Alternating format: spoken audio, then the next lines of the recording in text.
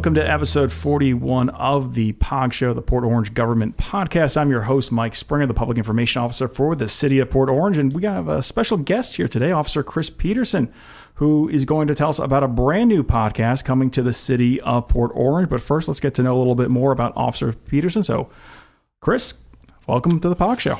Appreciate it, Mike. Yep, how's it going, folks? I'm Chris Peterson. I'm a police officer for the City of Port Orange. I've been with Port Orange for about 2.5 years. I was born and raised in the area, went to college at Embry-Riddle, and have since settled down and now work for the City of Port Orange.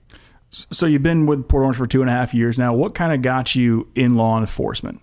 So I had a family member who was a New York State trooper, and that kind of really drew me in. And obviously there's just the enjoyment of interacting with people all day. I'm a very social person, and my entire job is a form of customer service. So I'm always talking to people, always out and about. It keeps my brain busy.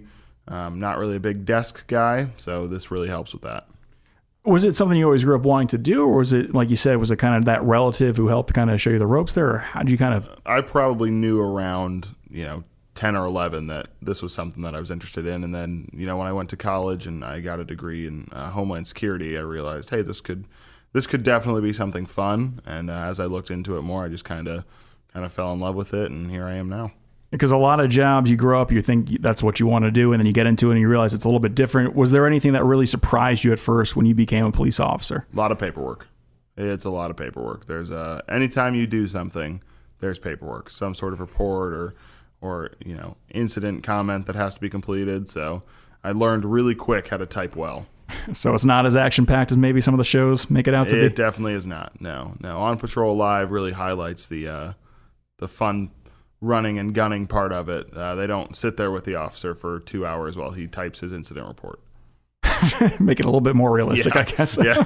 Spend some time with the officer while he fixes his grammar discrepancies. Does that happen a lot? Is that you get those reports kicked back to you, be like, hey, this needs a comma, or that's not the right there?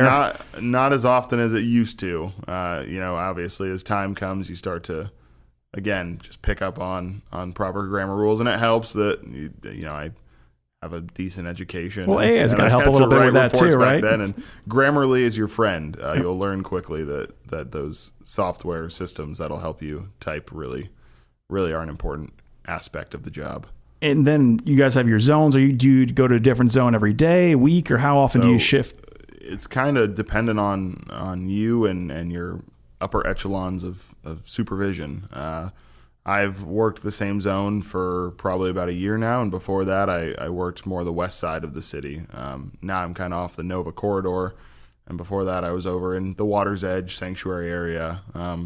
It's definitely different types of people. Yeah, like what's some of the differences between the zones? Is it just the people? Is it the kind of calls you get, or what's kind of both? You more on the west side of the city. There's more kind of some civil aspects that you're interacting with people, in that matter, and then on the east side of the city, there's sometimes a little more hot calls, a lot more businesses on the east side of the city, so you're running to a lot more shopliftings and things like that. Whereas on the west side, it's all neighborhoods.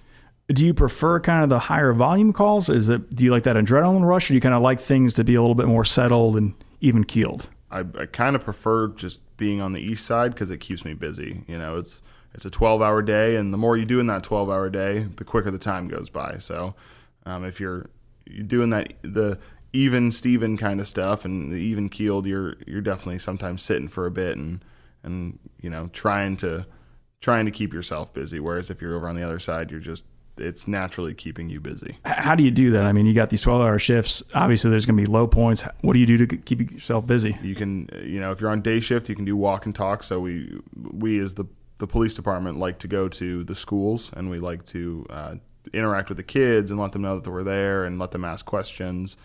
You can do walk and talks pretty much anywhere. If you want to go into Publix and just walk around, you can do that. Obviously, traffic enforcement is a big part of our job, and sometimes we'll utilize that to kind of keep ourselves busy. And I'm big on the education aspect of a traffic stop, kind of letting people know, like, hey, this is what happened, and kind of letting them self-rectify the situation over, writing citations. Community engagement has to be a big part of what you all do. For sure. And part of that is going to be this new podcast the police department is launching Tell me a little bit about it. Yeah, so the police department recently decided that we wanted to kind of get some of our information out there through a podcast.